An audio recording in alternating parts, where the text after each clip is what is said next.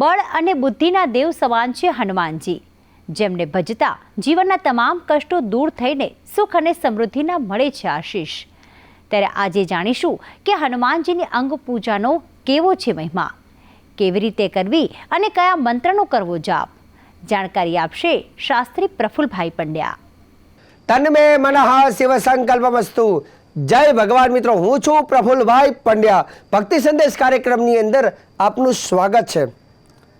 મિત્રો, આજે હું તમને હનુમાનજી મહારાજના ઉપાય કહીશ, કેમ કે મંગળવાર અને એવું કહેવાય છે કે ભગવાન રામજી જ્યારે પોતાના મંદિરમાં બિરાજમાન થાય છે ત્યારે ભગવાનની સેવા અને ભગવાનનું રક્ષણ કરવા માટે હનુમાનજી મહારાજ અગ્રે હોય છે।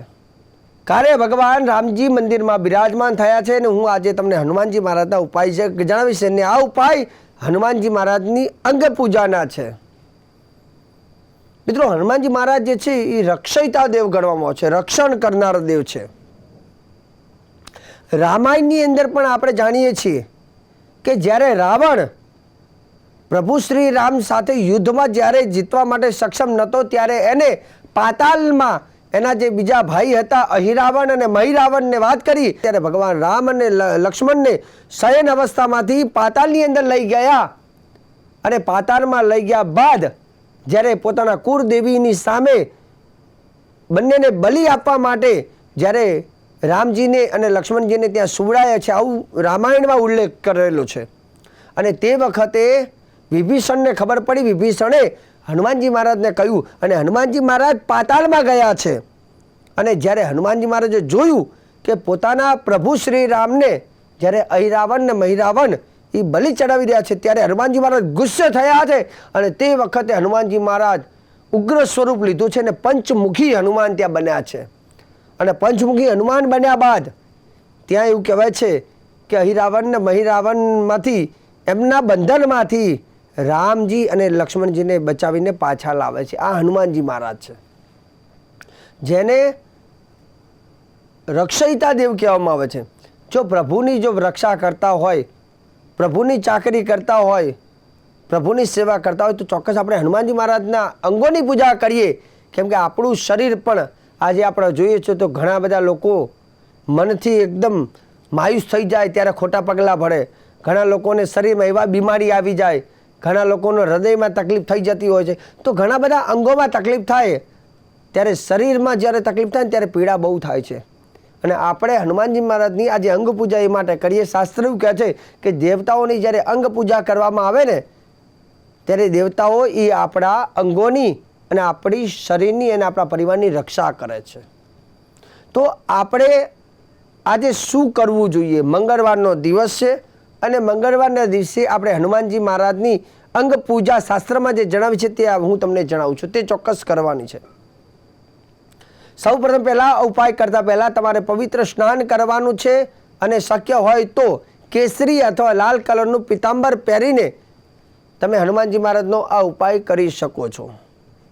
બહેનોએ કરવો હોય તો બહેનો પણ ખાસ કરીને લાલ રંગના વસ્ત્ર ધારણ કરીને કરી શકે છે।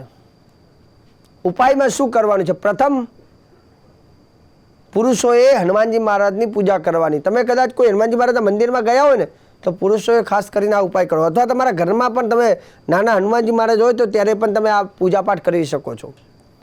પહેલાં તો હનુમાનજી મહારાજને જ્યારે ઉપાય કરતાં પહેલાં તે દેવને નમસ્કાર કરવા, ભગવાનને તિલક કરવું, પુષ્પ અર્પણ કરવા, સરસ મજાનો ધૂપ અને બુંદીનો પ્રસાદ ભગવાનને અર્પણ કરવું, આટલું તો કરવું જ। અને 108 વખત પહેલાં રામજીનું નામ લેવાનું, રામ રામ રામ રામ રામ રામ 108 વખત બોલવાનું અને પછી આ ઉપાય ચાલુ કરવાનો છે।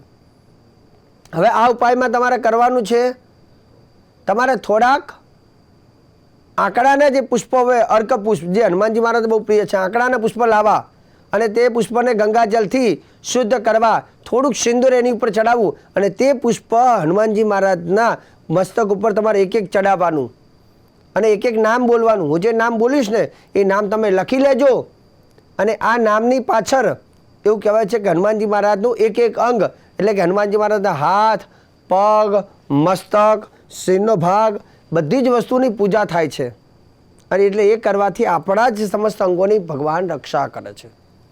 તો તમારે ઓછામાં ઓછા 20 થી 21 ફૂલ લેવાના છે, આંકડાના ફૂલ, અને એને શુદ્ધ કરીને પૂજામાં ભગવાન હનુમાનજી મહારાજની ઉપર ચડાવજો. પણ આ નામ લખી લેજો. પહેલું નામ છે ઓમ હનુમતે નમઃ પાદવ પૂજયામી. પાદવ કહેતા પગ થાય. હે હનુમાનજી મહારાજ, હું તમારા પગની પૂજા કરું છું, આવો અર્થ થાય. પણ આપણે બધા જ ફૂલ ભગવાનની મસ્તક ઉપર ચડાવશો તો ચાલશે. બીજું નામ છે ઓમ સુગ્રીવ સખાય નમઃ ગુલ્ફો પૂજયામી. સુગ્રીવ સખાય નમઃ એટલે સુગ્રીવજીના સખા કહેતા મિત્ર, આવું અર્થ થાય છે. ગુલ્ફો પૂજયામી. ત્યાર પછી ત્રીજું નામ ઓમ અંગદ મિત્રાય નમઃ જંઘે પૂજયામી. અંગદ મિત્રાય નમઃ જંઘે પૂજયામી. ચોથું નામ તમારે બોલવાનું છે ઓમ રામદાસાય નમઃ ઉરુમ પૂજયામી. ત્યાર પછી આગળ ઓમ અક્ષદધ્નાય નમઃ કટિમ પૂજયામી. ઓમ બધા મંત્રની આગળ તમારે ઓમ શબ્દ લગાવવાનું. ઓમ અક્ષય દધ્નાય નમઃ કટિમ પૂજયામી.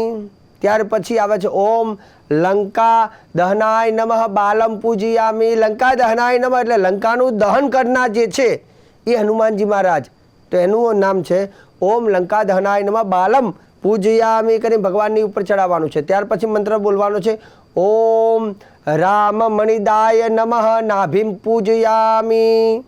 ત્યાર પછી ઓમ સાગરોદ લંઘનાય નમઃ મધ્યમ પૂજયામી. સાગરો લંઘનાય નમઃ મધ્યમ પૂજયામી. સાગર લંઘન એટલે કે સાગરનું જેની સાગરને પાર કરનાર એટલે કે સાગરો લંઘનાય નમઃ કહેવાય છે.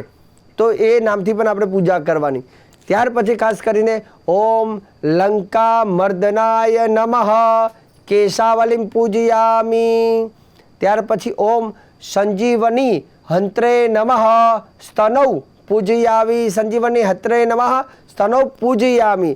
ત્યાર પછી ઓમ સુમિત્ર પ્રાણદાય નમઃ ઓમ વક્ષઃ પૂજયામી. સુમિત્ર પ્રાણદાય નમઃ વક્ષઃ પૂજયામી. ત્યાર પછી ઓમ કુંઠિત દશકંઠાય નમઃ કંઠમ પૂજયામી.